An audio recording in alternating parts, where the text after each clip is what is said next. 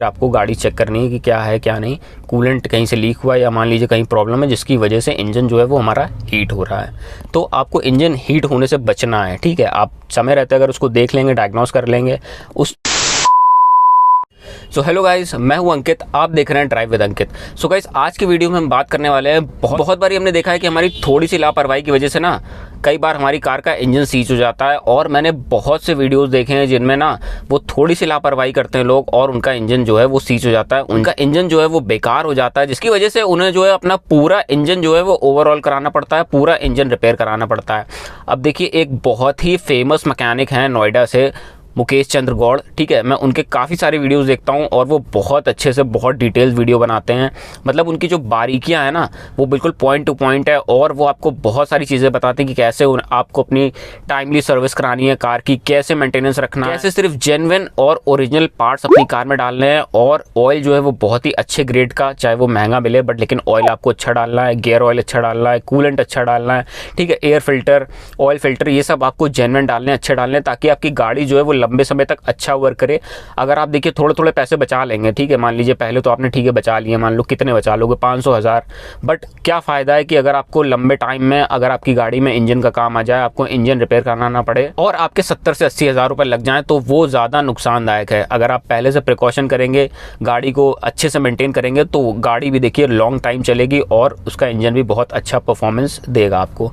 तो मुकेश चंद्र गौड़ के बारे में थोड़ा आपको डिटेल में बताना चाहूँगा कि वो बहुत ही अच्छे मैकेनिक हैं जो कि नोएडा से बिलोंग करते हैं और उनका यूट्यूब पे चैनल है जिन पे अच्छे खासे उनके बहुत ज़्यादा फॉलोवर्स हैं, ठीक है। और वो बहुत ज़्यादा लाइव सेशन भी देते हैं जिनमें वो अपनी डिटेल्स बताते हैं, कैसे अपने एक कार ओनर को अपनी कार का ख्याल रखना चाहिए और कैसे वो अपने वेयर एंड टेयर से पहले ही बच सकते हैं ताकि उनकी कार में कोई प्रॉब्लम ना आए।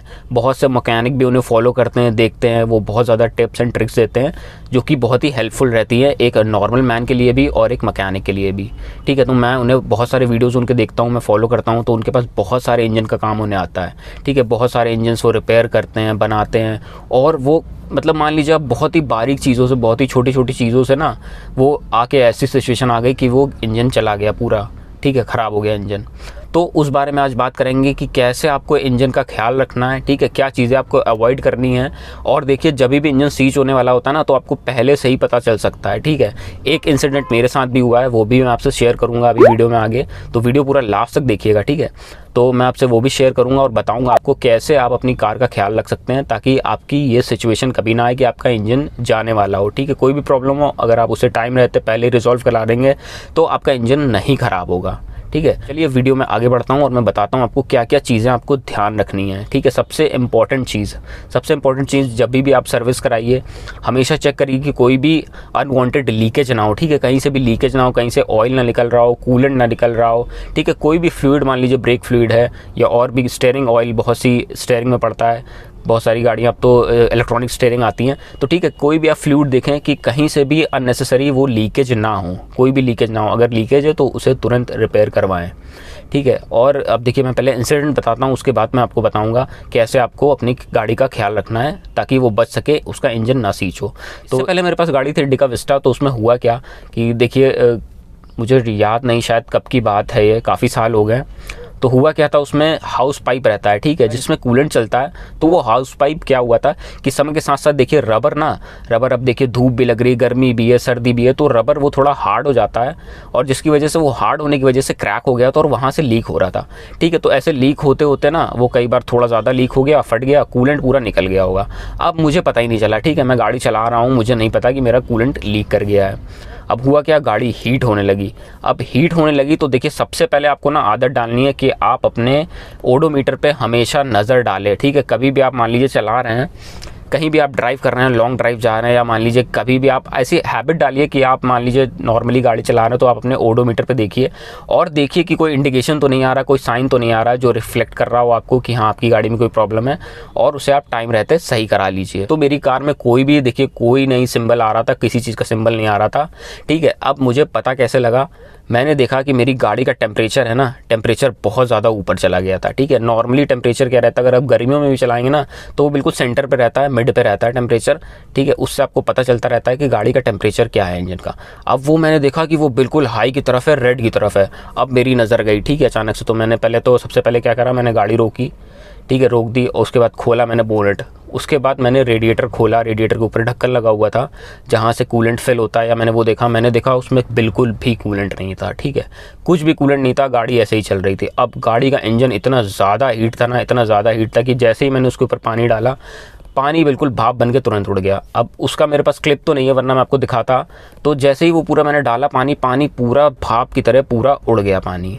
तो जब पानी देखा मैंने कि पूरा उड़ रहा है, पूरा वेपोरेट हो रहा है, तो इंजन को मैंने ठंडा होने दिया। ठीक है, अब वो टाइम था विंटर्स का। ठीक है, विंटर्स में भी गाड़ी इतनी गर्म हो गई। ठीक है, इतनी ज़्यादा गर्म हो गई, वैसे एक्चुअली वो होती नहीं है। और मैं हाईवे में था, तो हाईवे में देखिए ना, इंजन पर अगर आपकी हवा लगती रहती है तो वो कूल डाउन होता रहता है, तो इतनी प्रॉब्लम नहीं आती है। अब एक्चुअली क्योंकि मेरा रन ज़्यादा था और मैंने ट्रैफिक में भी चलाया था, तो इस वजह से गाड़ी बहुत ज़्यादा हीट हो गई। अब समय रहते मैंने उसे देख लिया, मैंने वो चीज़, फिर मैंने क्या करा, अब देखिए लीक तो हो ही रहा था। अब मुझे इतनी प्रॉपर नॉलेज नहीं थी और मैं अपने घर से 40 किलोमीटर दूर था, तो मैंने ये ठीक समझा कि मैं अपने ले जाता हूँ, मैं अपने जो जान पहचान वाले मैकेनिक है वहाँ पे जाके सही करवाऊँगा। तो मैंने क्या करा, मैंने उसमें धीरे धीरे पानी डाला। ठीक है, 2-4 लीटर पानी आया, फिर चलता गया, फिर 5-10 किलोमीटर बाद रोक के फिर उसमें पानी डाला। और मैं कंटिन्यूसली मॉनिटर कर रहा था कि मेरा टेम्परेचर गाड़ी का क्या है, उसे मैं हाई ना जाने दूं। अब देखिए ठंड थी एक्चुअली, तो मैं स्पीड थोड़ी नॉर्मली लेके गया कि हाँ गाड़ी कूल डाउन होती रहे, और आराम से धीरे धीरे ऐसे करके मैं मैकेनिक के पास पहुँचा। और वहाँ पर उन्होंने डायग्नोस करा और देखा कि हाँ हाउस पाइप मेरा फटा हुआ था, उन्होंने हाउस पाइप लगाया। अब हाउस पाइप को इतना महंगा नहीं आता है, बहुत ही नॉर्मल चीज़ है, बट लेकिन क्या थी, समय रहते ध्यान देने वाली बात। अगर मैं ध्यान नहीं देता, मैं उसे चलाता रहता और मान लीजिए मैं कानपुर पहुंचता, तो ओवर हीटिंग की वजह से क्या पता इंजन के अंदर ना, देखिए वो भी मेटल है, तो अगर बहुत ज़्यादा टेम्परेचर होगा तो वो मेटल के पार्ट कहीं कहीं कोई गल जाएंगे, या मान लीजिए पिस्टन जो है वो फंस जाएगा, चोक हो जाएगा और इंजन सीज हो जाएगा।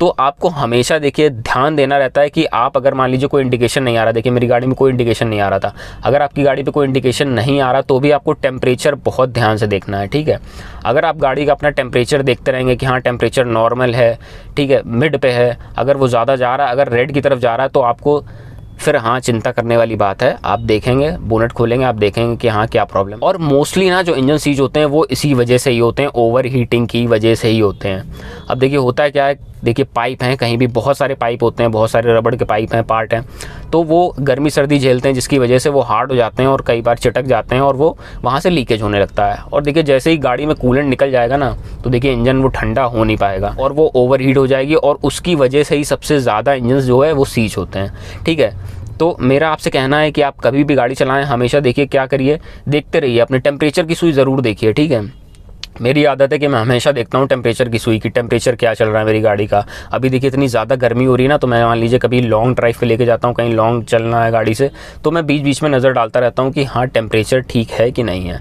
अगर टेम्परेचर ज़्यादा है तो मान लीजिए फिर आपको गाड़ी चेक करनी है कि क्या है क्या नहीं, कूलेंट कहीं से लीक हुआ, या मान लीजिए कहीं प्रॉब्लम है जिसकी वजह से इंजन जो है वो हमारा हीट हो रहा है। तो आपको इंजन हीट होने से बचना है। ठीक है, आप समय रहते अगर उसको देख लेंगे, डायग्नोस कर लेंगे, उस पर अच्छे से काम करवा लेंगे, सही करवा लेंगे, तो देखिए इतना लंबा कोई खर्चा नहीं आएगा। अब देखिए हाउस पाइप चेंज हुआ था, बहुत ज़्यादा मेरे 400-500 रुपये लगे होंगे, मुझे याद भी नहीं है, तो वो चीज़ वहीं पे सेटल डाउन हो गई, बच गई। अब अगर मैं उसे चलाता, तो अगर मेरा इंजन जाता तो कम से कम 50,000 रुपये का काम मेरा हो गया था।